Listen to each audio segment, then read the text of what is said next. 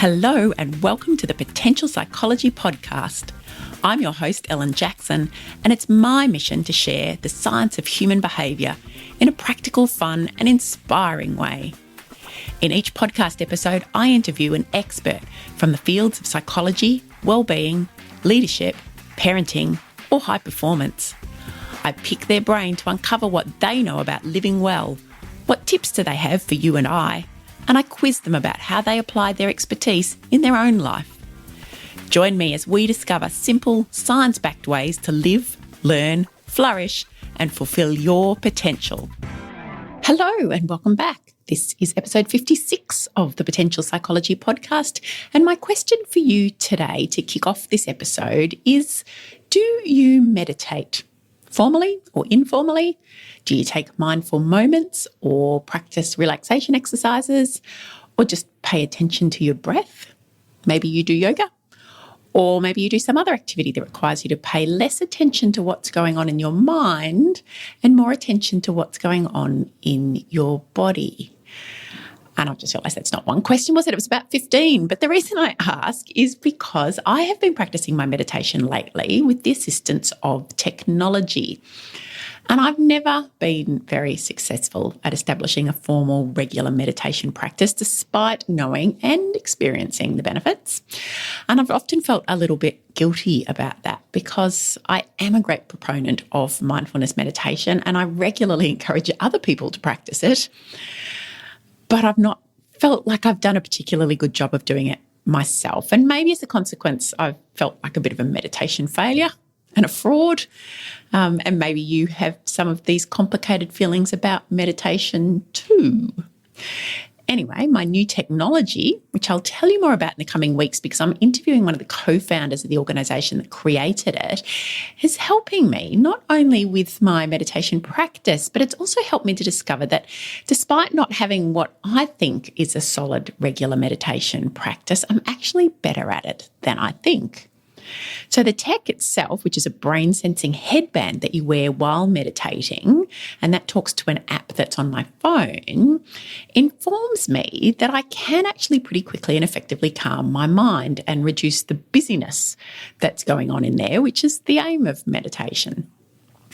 And that's one of the beauties of using technology in this wellbeing space. It can give us feedback on things that are going on in our bodies and in our minds that perhaps we're not otherwise aware of or we have no access to. And I'm just dabbling in this neurotech space, as it's called. But my guest today is taking it to a whole new level, and that's what we're exploring in this episode. He himself needs no introduction, as you already know him. He's a past guest of the show, but let's introduce him anyway. Today, we are welcoming James Garrett back to the show. James is a psychologist, former academic, an entrepreneur, a podcaster himself, host of the Deep Change podcast. He's a brain hacker, which we're going to hear a bit more about in a moment. And he's our first ever return guest to the show, which I'm very excited about. Welcome, James. Thank you. So glad to be here, Ellen. It's really lovely to have you here. In fact, I re-listened to our last interview not that long ago, and we did actually revisit it here on the podcast a couple of weeks ago. And not only did I thoroughly enjoy it just as much the second time around, I learned stuff again the second time around. It's really interesting re-listening to things that you've recorded in the past and the interviews that I've done with all my guests because, whether it's because we're ready to learn or we've synthesized other information or with just bits that we've forgotten. So thank you. I got just as much from listening to you the second time as I did the first time. Yeah. No, I completely agree, right? Every time you listen to something, you catch new things every time. Yeah, it's very cool. So I'm excited to talk to you again today, particularly because you have been immersed in a very exciting project since early this year, the Deep Change Project. Can you tell us a little bit about it, please? Yeah, so the Deep Change Project is an attempt to rewire my own brain in 2019. I'm fascinated by this question of how far we can push neuroplasticity. And I figured the only ethical way to do this is to do it on myself. Use yourself as the subject in this experiment. That's right. I'll be the guinea pig. And in some sense, I am doing this kind of year-long scientific experiment. It's not technically scientific because it's an sample size of only one person, but it's an embodied experiment, right? It's a lived experiment. And I think that really matters because I think that's what people want to do themselves. In some sense, I'm asking the question, what are we capable of as humans? What is human nature capable of? How malleable is it? If you're an introvert and for whatever reason you wanted to become more of an extrovert or somewhere in the middle, an ambivert, could you do that? Yeah. Or if you don't like the way fear holds you back in certain situations, can you meaningfully erase fear in the brain? These are questions I think that have pretty deep implications. And given everything I've read about neuroplasticity, the answer seems to be yes from the science. So you have the kind of scientific backing of it, but you don't necessarily have these kind of lived experiments of it. And again, these kind of trying to do this kind of N of one sample size where again, scientists aren't necessarily going to push the envelope. Science is all based on averages. I'm not interested in averages. I'm interested in the exception and to see who we all can become, what the exceptional version of you looks like, what that 2.0 upgraded best version of you actually looks like. And I'm trying to do that with myself this year. Okay. And I love that notion of the embodied experiment. And yeah, that connect, because I think often that happens with our research and our science, doesn't it? That we have academic papers and it's there on paper. It makes some sense, maybe. There's evidence to support it. But what does that actually mean for us as human beings, as individual human beings? How do you bridge that big gap between what I might read or what a scientist might tell me or what I might hear them discuss on an interview on the radio, for example, and then my day-to-day life? So you're bridging that gap using yourself as the test subject. Very much trying to. Okay. And why? What was the goal for you? There's a few different goals. There's a few different factors that are sort of emerging all at the same time. One is personalized data. We have access to our own bodies and brains in a way that we never have before. EEG, for example, is giving us access to the electrical activity of our brains in easy to wear, wearables. That this is new stuff for most people. But the technology and the tech are actually there. We can actually look at our own brains in this way now. fMRI, looking inside of our brains, or the blood flow in our brains, is a little bit lagging, but it's coming. There's Open Water, a company called Open Water in San Francisco is working on mobile fMRI right now. I have had an MRI myself. I'm doing more fMRI in a couple weeks, and it's still more expensive, but ultimately I think what people want is personalized health. People want to know, they want to take control of their own health. They want to understand their own brains and bodies. And so for me, the confluence of sort of personalized data, the rise of neurotech or brain tech, which is this entire sector of technology devoted to enhancing the capacity of our brain. And then this sort of second cognitive revolution, in the sense in the last 10 or 15 years, we've learned more about the brain than we ever knew. And so you put all those things together and it's creating this really amazing opportunity that we can, again, get in the driver's seat of our own brains. Our brains are these powerful machines that don't come with a user's manual. And the neuroscience is giving us the user's manual. The tech is giving us this sort of extra kind of high gear that we can kind of go into. And then we can kind of monitor it and see how this is moving along. And I guess I'm a passionate believer in human potential. And I think we're on the cusp of actualizing like human potential on a level that we've just never seen before. And I remember when we spoke last time, we were talking about this notion of being in the driver's seat of our own brain. And at the time, I think that the tool, for want of a better term, and this is probably, could be almost 2 years ago now we spoke, or 18 months ago maybe, I don't know. Mm-hmm. So mindfulness was kind of the tool, and practicing meditation, mindful meditation. So this time around, you've been able to upgrade, as you say, and it's actually looking at all of this new technology, which is super exciting. I mean, it's almost still a bit sci-fi to me. Maybe that's because I'm getting old. It looks that way. But it's incredible. And I'm going to ask you shortly about, what are the different actual forms of technology and this kind of biofeedback stuff that's rapidly available to all consumers, order it on Amazon and it's on your doorstep kind of thing. So that maximizing of that technology and then being able to really come to grips with these, as you say, what's going on in the brain and the body, which is very exciting. Yeah, it is. It is something that since we talked last, I've been much deeper immersed in the neurotech or brain tech, and been experimenting with a lot of these different devices, a lot of these different wearables.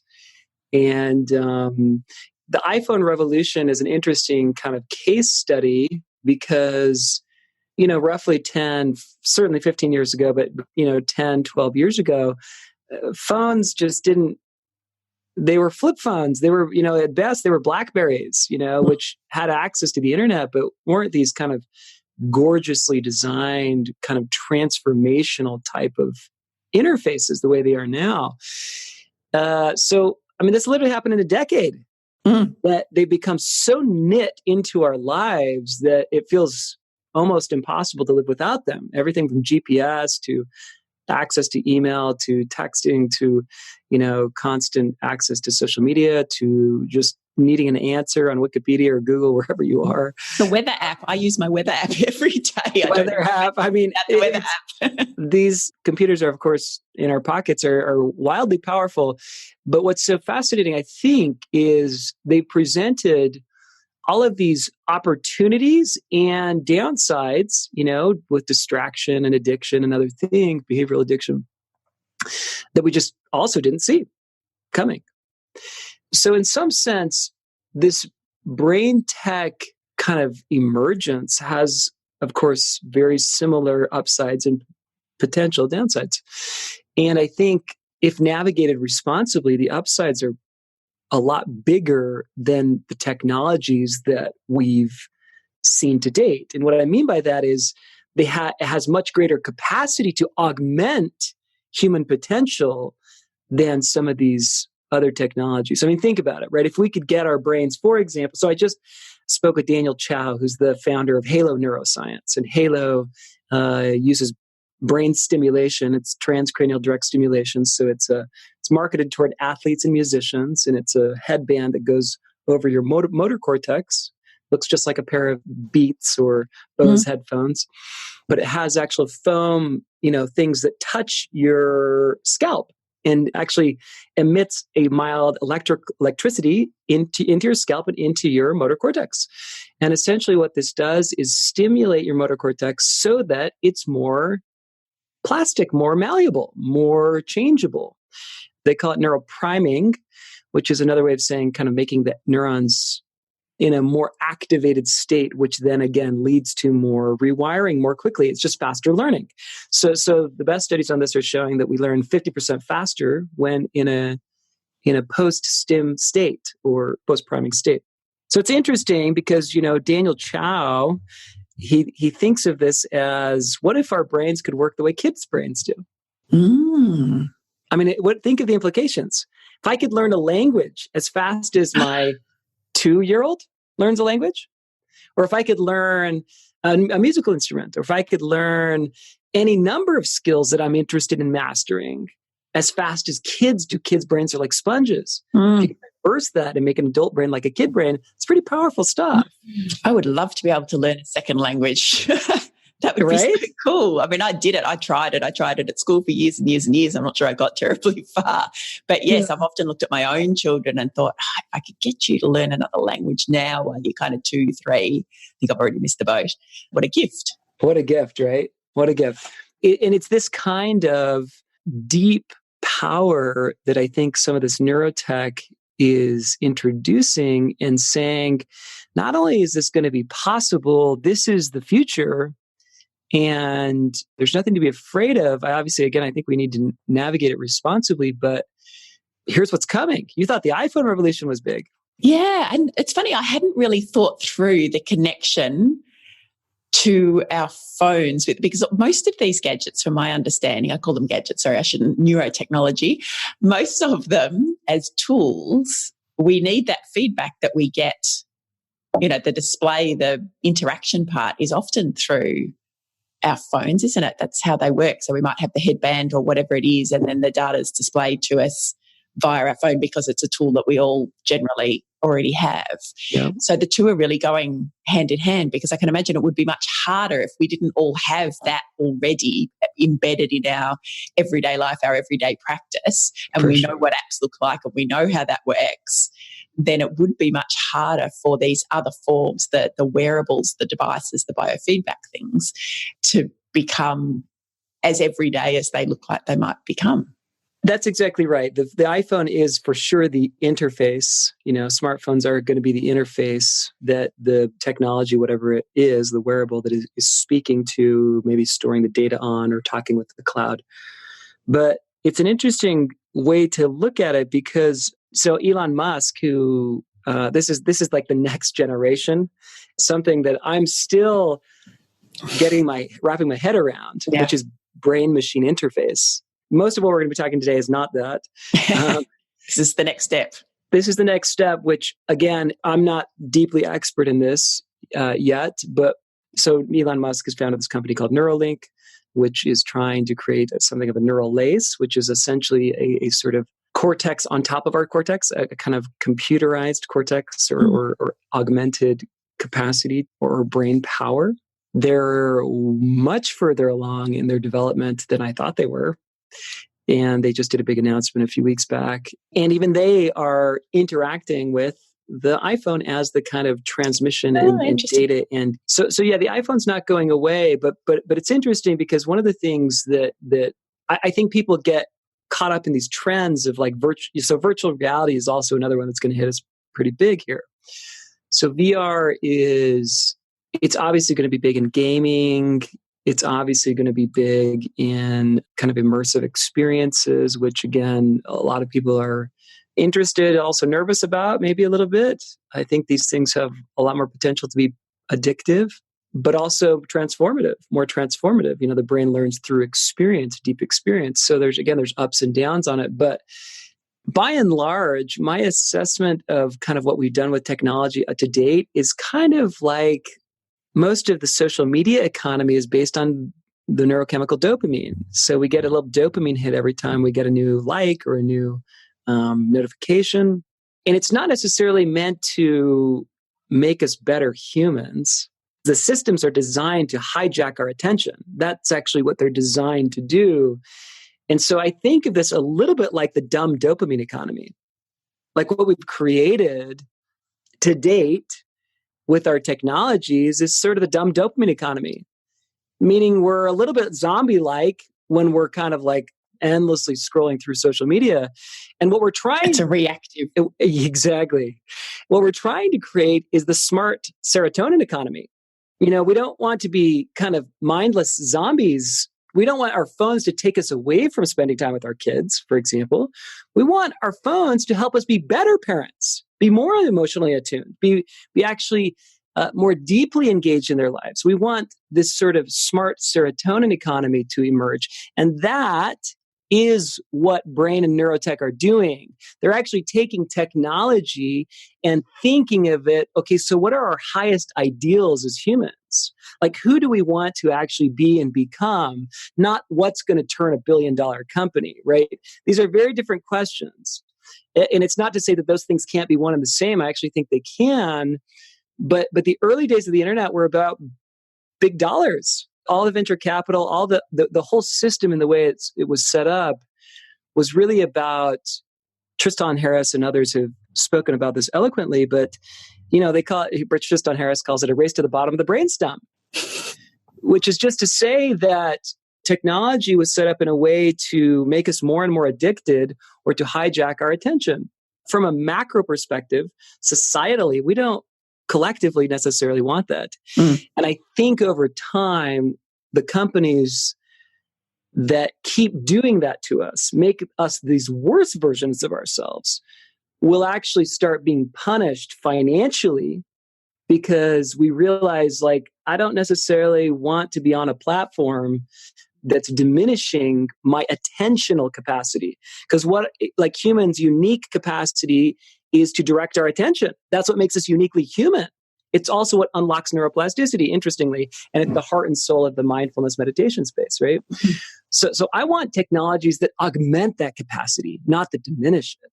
And I'm going to start rewarding those companies with my dollars that actually help me become this better version of myself.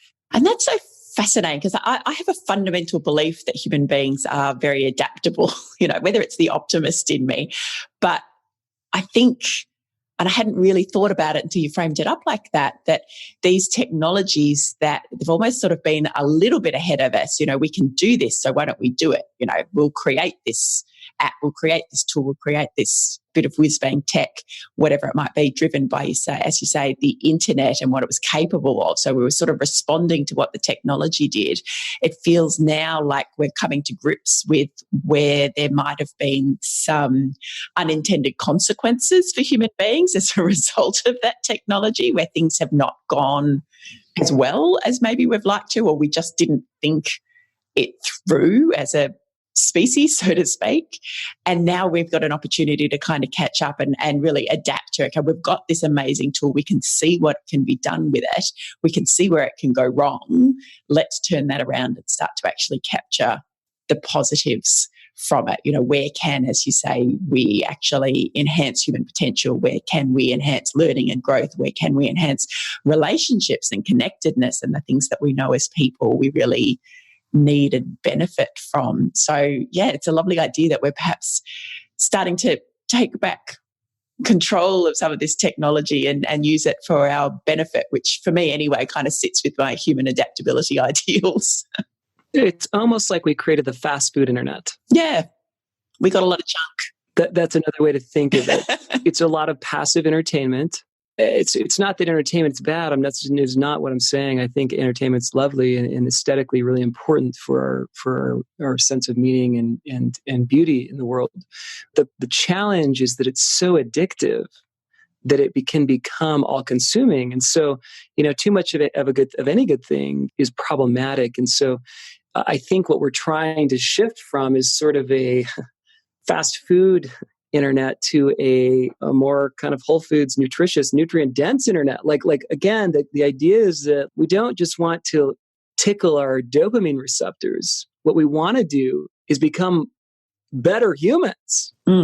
Yeah, absolutely. Which is exciting. And I think it's a nice way to be able to frame it up. I think because there is so much fear associated with the internet and some of these technologies, and because the headlines do like to scream about all the things that have gone wrong, that have been unhelpful, that have been destructive in so many ways, to be able to remind us all that, we're in charge here. It's not the internet. It's not the technology. It's, we're the human beings who are in charge of how we use these tools, how we maximize these tools.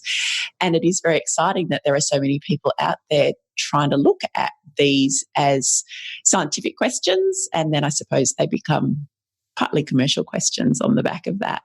Mm-hmm. So, James, can you tell us a bit about some of the tech that you have tested and tried and what you've discovered? Yeah, sure. I know there's been lots of different things. Yeah, just a few. So one of my favorites is Apollo Neuroscience. They're based in Pittsburgh. They're building some really amazing tech that I actually was using their beta product. It wasn't even out yet. It's not going to be out till this fall. But apolloneuro.com is their website. They're a really interesting group that's basically building tech to neutralize stress. And it's one of the smoothest pieces of tech. It looks like a watch. It feels like a cat purring on your wrist. It has that kind of low vibrational, kind of feeling. It ebbs and flows like a wave. It emits low sound and vibrational frequency. It kind of feels like a bass speaker. That's kind of the kind of sensation that it gives you. Anyway, it stimulates your vagus nerve, which is the kind of heart of your parasympathetic calming system in the body, and activates a calming response. So I'm not totally sure if they're going to incorporate this in this first release of the technology, but I know they have plans to look at heart rate variability, which is an indicator of stress. And as your heart rate variability starts dipping, which is a sign that your stress is going up, I think they're going to actually program it so you can make it automatically turn on and essentially neutralize your stress before you even get stressed. So it's like a precognitive experience. It's actually tapping into physiology and setting your body up to respond to activate that parasympathetic, to calm the system down before you've even kind of noticed what's going on. It's bottom-up de-stressing. You're de-stressing from the body up instead of the top down, which is what they would teach you in like cognitive behavioral therapy, how to kind of manage cognitive distortions or something, or rumination that's kind of run amok. So it's a really interesting piece of tech. There's others like that. Vital Neuro's tech is really interesting. Touch points are really interesting. These are all stress reduction. A lot of this kind of early tech is in this space of reducing stress, because stress ends up being one of these root causes of a lot of other ills and challenges that we face. So there's that camp or area. There's a lot of really interesting tracking stuff. So my Aura ring that I'm always wearing. Yeah, I have seen this. So for that, we can't see James at the moment. Yeah, I know. I keep showing it as if people can see it. It's quite a classy looking thing, isn't it? It's a deep grey, metallic-y coloured ring. Yeah. Not overly large or cumbersome. Not overly large or cumbersome. It looks almost like a wedding ring or something. Does, doesn't it? Yeah. And it's got essentially all these infrared sensors. So trackers are one of the first. There's really two leading technologies when it comes to, I think, brain tech. One is the meditation apps, Headspace and Calm and these others. They've really led the way. They're the beginning of this kind of space. And the other are trackers, which kind of come from the fitness space. Started with Fitbit, and then it branched into these other competitors. And now there's a lot of sleep trackers, which Oura Ring markets itself as really a sleep tracker. But it's doing a lot of other stuff too. It's measuring everything a Fitbit would measure: activity, number of steps, heart rate variability, which I really like. It's also measuring respiration, which is about oxygen levels. And again, the way they're able to do this, is a little crazy to me that they can actually get that kind of data. Yeah, through your finger. Through your finger, I know. Because the sort of leading respiration tracker is Spire Health, which I've also been using. And you do place on your abdomen or on your chest, which of course makes sense because it's a compressing thing. So I tend to trust Spire's breathing data a little bit more. I think the technology is probably the best out there for that. So there's this other camp of trackers, right? And tracking and just getting more data. Now, tracking is still, it's getting much better, but there's other companies that are coming out with, it's going to sound maybe a little bit much, but nutritional trackers that are tracking things like you can, like a urine sample. You can do a urine sample, take a picture of the stick, and then see what nutrients basically you're deficient in or doing really well in, including hydration. So, and then it will serve you up personalized recommendations for, your unique nutrition needs for the day. So this is, again, we're moving into a time where a one-size-fits-all diet, for example, doesn't necessarily make a lot of sense. Not only because we're all so different, our bodies are also different, but also because our needs day to day are so different. Yep. And our goals are different, aren't they? And our goals are very different. Exactly. Yeah.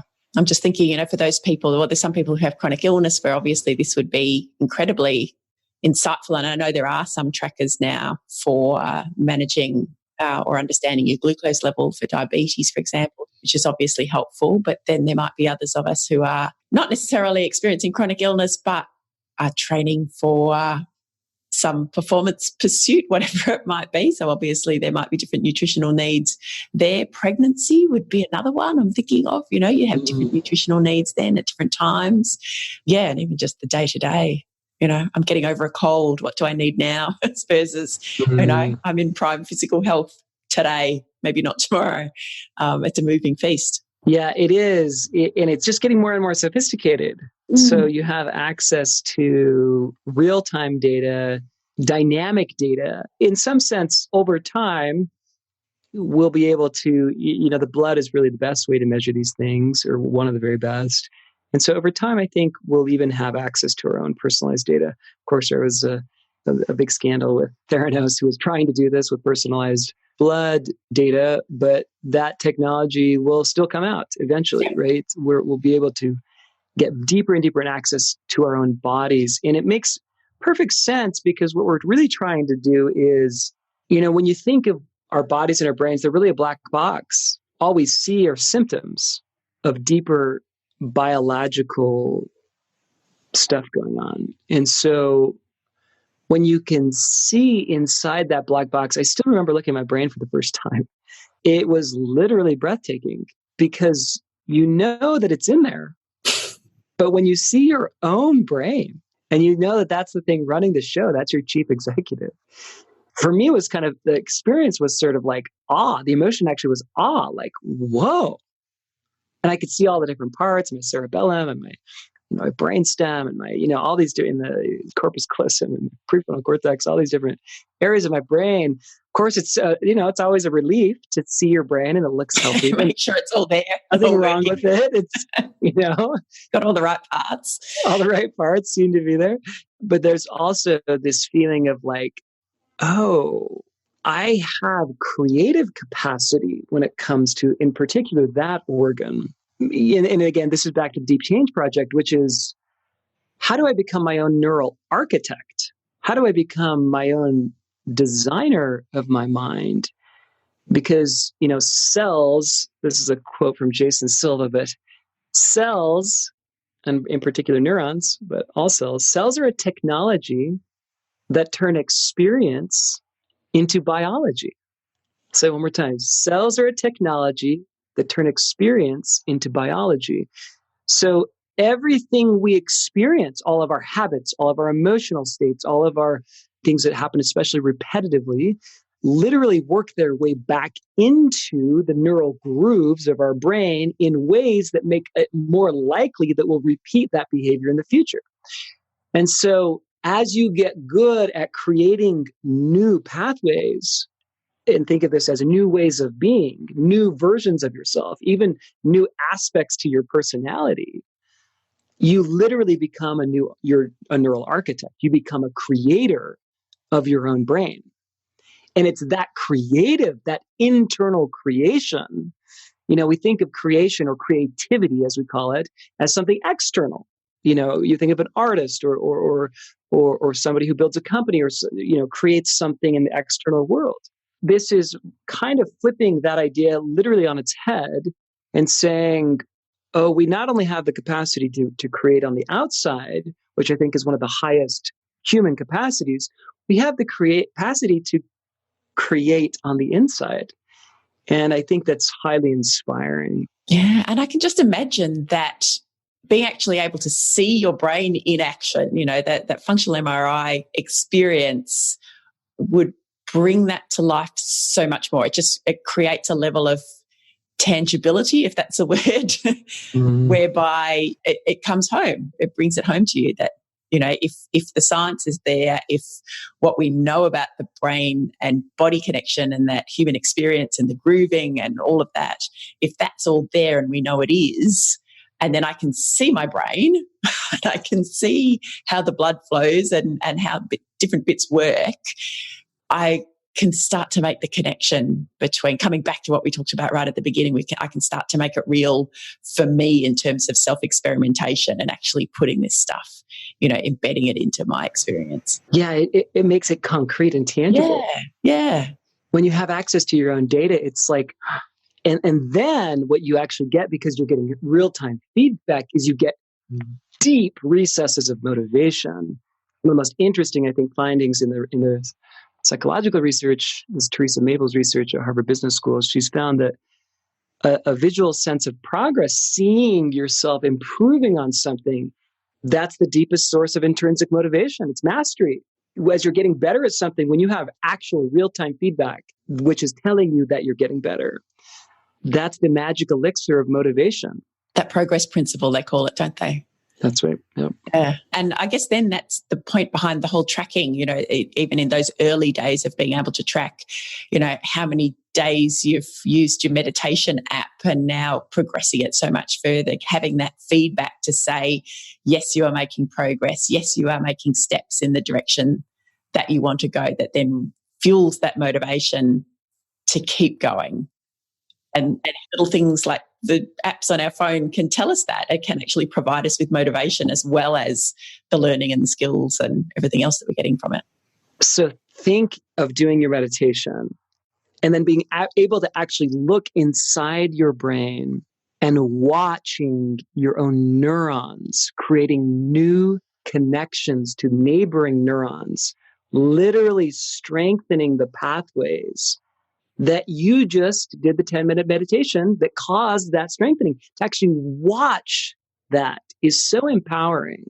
You're seeing it work. Because it feels like it's working. It's like a mental six-pack. It's like, I'm doing all this work, all this meditation. What am I getting out of it? Well, I can see progress. We can see health. Because when we talk about physical health or physical fitness, particularly, we do get feedback. We're getting feedback in our ability to lift something that we couldn't previously lift, or changes in our physical body, or we're able to run further, get less puffed. So we're constantly getting that tracking and that feedback when we engage in exercise that's oriented towards physical growth. But when it comes to mental growth, psychological growth, we don't always have that immediate, visible, tangible feedback. Or when we do get feedback, it does require a fair amount of conscious reflection in order to kind of notice where that's coming. So this is starting to be able to give us tangible feedback on the stuff that we can't necessarily see about our brain. Yeah, that's exactly right. And that's a major component to, I think, this future that we're talking about. Okay, amazing. My mind is being blown as we speak. And I just wanted to mention the company that's doing those personalized health sticks, because it's Vivo, Vivoo. They're really interesting. They're in really early stages, but cool. Okay, we'll put the link to that in the show notes as well, so that everyone can go and do their investigation because there's so many things here, isn't there? When as you talk about so many different pathways, there's the, stress reduction, there's, the physical health, or getting feedback on what's going on in our physiology, or our, related to our nutrition, et cetera, et cetera.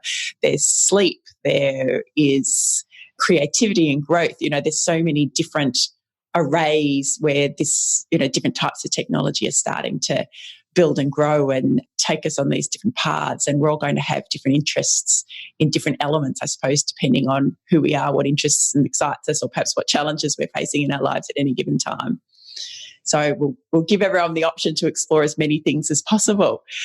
Are there any other of these technologies, James, that you've tested that have kind of blown your mind, or really excited you, or given you discoveries that you really were not expecting? The other big category we haven't talked about yet is it acts more directly on the brain, which is brain stimulation, sometimes called there's a big word, transcranial direct stimulation. Transcranial just meaning it goes through the skull and actually stimulates different parts of the brain. This is a technology that's been proven to be safe. It's a technology that is, I think, the future of brain tech. There's a lot of different people working on this in a lot of different ways. There's even one lab working and a lot of research around this using ultrasound as a stimulator, because ultrasound can get a lot deeper in the brain and a lot more specific in the areas that it's actually stimulating. Ultrasound has to be done under very, very tightly controlled conditions with people who really know what they're doing in order for there not to be any damage done to the brain. But they've figured out how to do it fairly safe. What they understand is completely safely now. But transcranial direct stimulation, the leader in this space right now is Halo Neuroscience. Halo, Halo. And because of where you're stimulating on the brain, one of the best places is the motor cortex, which looks like a rainbow across your top of your forehead, literally exactly where headphones sit, a nice pair of headphones. And so there's a kind of product brain anatomy fit there so that's what they started out with, is they built this kind of brainstem technology. Then they're marketing this specifically at athletes who do repetitive motor movement and musicians who do repetitive motor movement. And I've been using it, and I'm surprised. For me, I haven't been using it quite long enough to what would be their kind of natural learning increase. They expect it to take 4 to 6 weeks. But I've been using it enough to know that every time I do use it, I can feel it. You can feel it working. It feels a little bit like, when your foot is asleep and it has a kind of little pinprick feel. Yeah, tingling. That's kind of what it feels like on your head. Mm-hmm. So it's not soft and gentle and cuddly. It feels like electricity. Okay. Yes. Which it is. And then after you use it, I do feel like I'm in a bit of an altered state of consciousness, not in a major way, but in a like, oh, something's going on there, right? I can feel the effects. And I'm trying to use it to learn the guitar, which is what I've been playing around with. But ultimately, this type of technology, I think, and there's some other companies who are working on doing this on your prefrontal cortex. So you can meditate while doing brainstem. And again, the idea here is, you might be able to make accelerated progress on meditation or the benefits of meditation. We know now that lifelong meditators have these amazing brains who are full of joy and compassion and these really intense states of bliss, what we all kind of want, or we say we want. So we all want those outcomes, but does it really have to take 4 or 5 decades to get there? 4 to 5 hours a day. Is there a way to reduce that time and effort and, not just 10,000 hours, but maybe 20 or 30 or 40,000 hours that it takes to get there? And the answer seems to be yes. And so some of these technologies are very actively trying to reduce the amount of time it takes to reach these types of brains, or gain in ourselves the types of brains lifelong meditators have. It's really just accelerated learning, or getting the brain in a malleable, more malleable state, so that when you are meditating, it just simply rewires more quickly. And so I think this stuff is super exciting. Yeah, all the implications for that. I'm thinking about, obviously you have the athletes, musicians, people who have particular performance goals, but then students, if you're trying to learn, particularly those really content-heavy areas, if it's something like medicine or, those sorts of fields or law, where there's just a lot of learning that needs to be done, could this actually accelerate that learning? And then I'm wondering about the people for whom this might be, and I don't know, but I'm guessing that they're starting to look into, how do we aid perhaps people who struggle with learning disabilities, for example? Can we use these sorts of technologies to assist where people have particular challenges? That's very cool. And as you say, you're obviously immersed in this world. You're exploring this technology on a daily basis, and that has been one of the goals of the Deep Change Project, to actually try these things yourself and see what the outcomes are for you. Mm-hmm. And I'm sort of listening now and going, okay, I sort of was on the periphery of this. I'd heard about some of these things, but haven't gone nearly as deep as you have. But I'm imagining now that this stuff's going to happen really fast. It's going to happen really fast. Yeah. When you think about, as you say, how embedded our smartphones have become in our lives in such a short period of time. And I think about my children, and I know you've got one small child and another one on the way. What is this going to look like for them when they're even in their teens? Are there tools that they're going to be using, these sorts of technology that they'll just take for granted and use every day, that at the moment still feels a bit like the realms of science fiction for us? There's many possible roads as for what this future might look like. I don't think there's only kind of one possibility here. And some of those roads are maybe better than others. There are these challenging questions that this inevitably is going to bring up.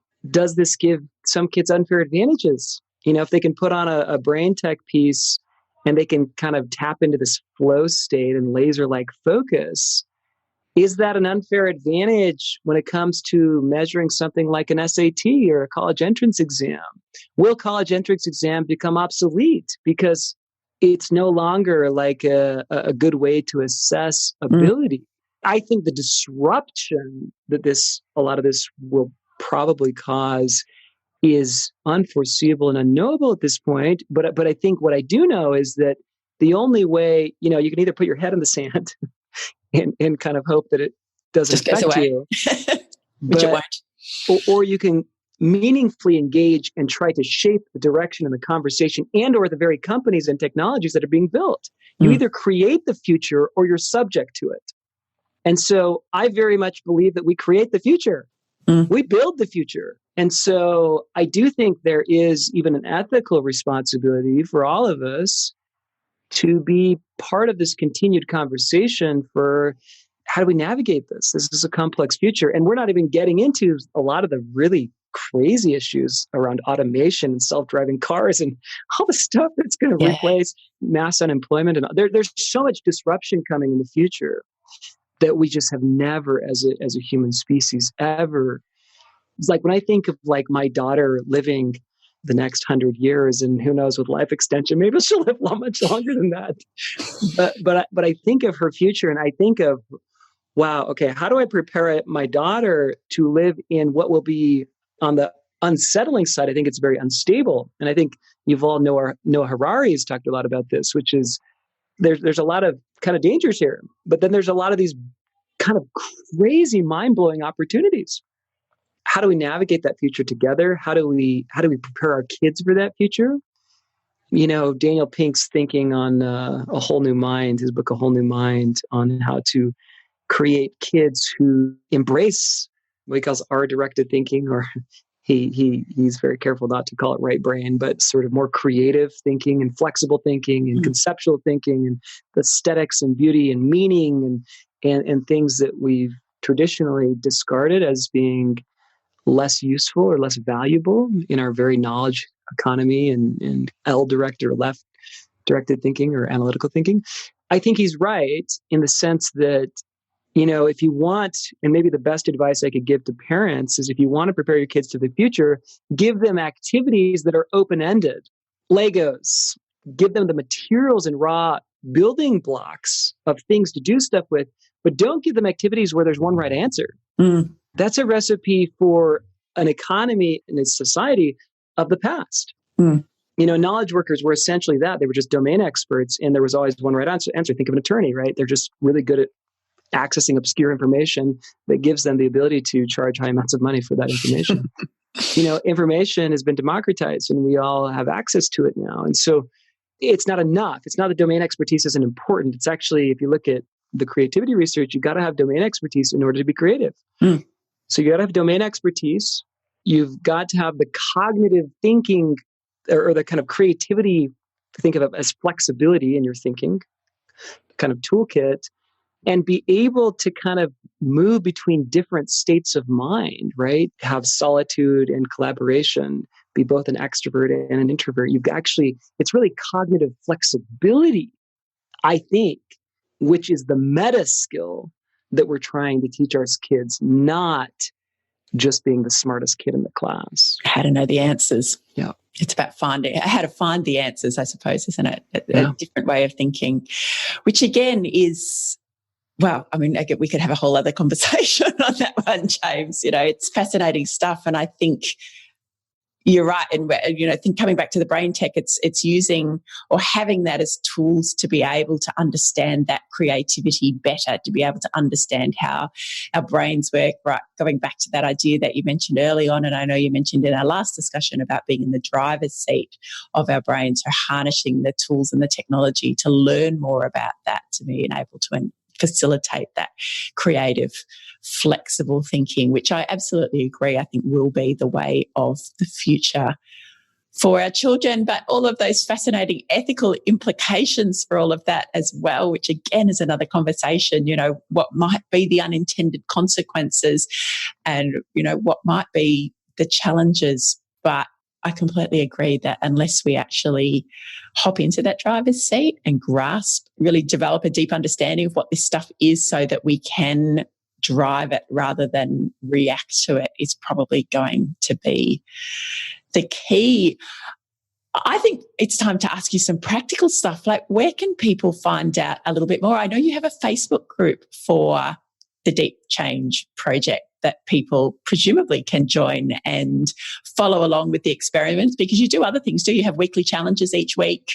You post articles that relate to these topics. You post videos when you're actually testing some of these products. Is that something that anybody who's interested can jump on and join in with? It is, yeah. So if you just search on Facebook, Deep Change Project. Cool. I'll put a link to that in the show notes as well for anyone who's interested. And your podcast, so you are interviewing a number of the creative minds behind some of these products. Is that right? Yeah. So a lot of them are these neurotech founders. And it's interesting because the more you talk with them, you realize the more that there's a deep scientific kind of wellspring that they're drawing on and expertise. It's not, I guess it's another way of saying this, it's not just about the tech. Mm. You know, I remember my interview with Amy Saran, Dr. Saran, the founder of Touchpoints. And, you know, the whole interview was about stress and how do we manage it better and how do we keep it from overtaking us? How do we become skilled at becoming stress resilient? She has this gorgeous piece of tech that also is part of what she does, but a lot of these conversations, with these founders are about almost more the psychology and brain science behind the tech. It's still about being human. Yeah, exactly. So it's not, I guess what I mean is it's not overly techy. Yeah. The technology is a tool, but fundamentally it's conversations about what it is to be human. Yes. And the challenges that we face. Wonderful. So people can listen in. I will add a link to that as well. What's next for the Deep Change project? Because this is as you describe it, a year-long brain hacking exercise. Mm-hmm. And we're only in August. Mm-hmm. What have you got coming up? Is it kind of planned, or do you just work it out as you go along? No, it's very much planned, although there's plenty of spontaneity involved as well. But the next 2 months, so September and October are kind of I've been looking forward to these the whole time. And it's because it's fear. I'm trying to make my amygdala, which is the size of an almond, the size of a pea. Yep. Okay. Yep. I would like my amygdala to be present, but be way less of a player in my brain. Mm-hmm. I don't think fear helps us most of the time. I think it used to, it served a pretty important function in the past, but 90% of the fear we experience in our lives is literally a waste of time and energy. And it holds us back. Like, when you think of, and a lot of it's social, we're so attuned socially. We worry about people's judgments. We worry about people rejecting us. And I have all the same fears. One of the interesting things that's come out of the Deep Change Project is I have deep fear of social rejection, partly because, I've been through all sorts of, this is the surprising things about the Deep Change Project. I've been rummaging around in the deep recesses of my subconscious and finding all sorts of interesting, challenging things about my insecure attachments, to my mom and other things, and how those become so knit into your personality, So I think we have all these deep parts of ourselves that merit exploring. And again, one of them is why we fear what we fear. And so I'm trying to eliminate fear. That's like the big goal. I'm trying to go from fearful to fearless. That's kind of the 1.0 to 2.0 transition in September and October. And you'll have to tune in to see what I do. I will. I will. We will. We all will. And I will make sure everybody has the links and access points that they need in order to be able to do that. But I think that, and it just got me thinking as you were saying that, James, that notion of moving from our 1.0 to our 2.0 and how we can think about that across humankind. We're all at this point. We want to be at that point. But again, that's such an individualized experience, isn't it? When you think about, for you, that might be that minimizing that fear response or reducing that fear response. It just got me thinking, what would my 2.0 look like? What are the things that I would like to do? I'm actually just personally starting to dig into some of that now. I'm 40, coming up 47. So looking at, what does 50 look like? And I don't want to get into stuff about mortality and all of that, but it does give you a greater sense that, okay, if I really want to live with no regrets, if I really want to become that 2.0, what is that going to look like? And time starts to press upon you a little bit more. So that might be an interesting, challenging question for all of our audience to kind of ponder. What does your 2.0 look like? What is that for you, and what are you going to do about it? And I hope that James has given you some insight and some tips and some inspiration to think about that, because he's certainly done that for me. James, thank you again so much for being on the show. It is always a joy to talk to you, and I don't doubt that you'll be back again sometime, because I feel like there'll be lots of other conversations to have. But people can tune into what you're doing through the Deep Change Project, a Facebook group. There is also the podcast as well, and we'll follow along with interest to see what happens next. Thank you, Ellen. So great to be on your show. You're very welcome. Thank you. Thank you so much for sharing that great conversation with James Garrett with me. I have a little homework task for you today following that episode. I want you to really consider what your 2.0 looks like. So since James and I had that conversation, I keep coming back to that question. It's really stuck in my mind. What does my 2.0 look like? If I have the opportunity, as I believe we all do, to shape and mould who I am, what I do, and the life that I live, just as James is doing himself, over the next phase of my life, what's that going to look like? What could it look like? And what do I want it to look like? And that is a question that's really got me thinking, and I'd love it if you thought about it a little too. And if you want to, perhaps let me know what you think your 2.0 might look like. Drop me an email with a few thoughts or ideas. There's no pressure, no commitment. I just know that sometimes it really helps to get those thoughts out of your head in order to clarify and shape them. And I am more than happy to be your sounding board to do that. So you can email me at ellenjackson@potential.com.au. And if you'd like to join James and his Deep Change project, we have included the links to his Facebook group, his website, his courses, his podcast, and the fantastic resources that he's mentioned in our conversation today, as well as some of the tech products that he's trialled as part of his year-long brain hacking adventure. And they're all in the show notes for this episode. So they're at potential.com.au/podcast. And if you want to keep in touch with the podcast and everything that's going on in the world of potential psychology, don't forget to subscribe to our newsletter. That's over there as well, potential.com.au/subscribe. And if you think perhaps there's someone else who'd love the show and our guests, please tell them about it. Better yet, email them a link to the show so they can find it quickly and easily, or share it on social media. Let's see if together we can help more people to thrive and flourish. So until next week, thanks again for listening. I'll be back in your ears shortly with another great guest and insightful conversation. In the meantime, please go forth and fulfill your potential.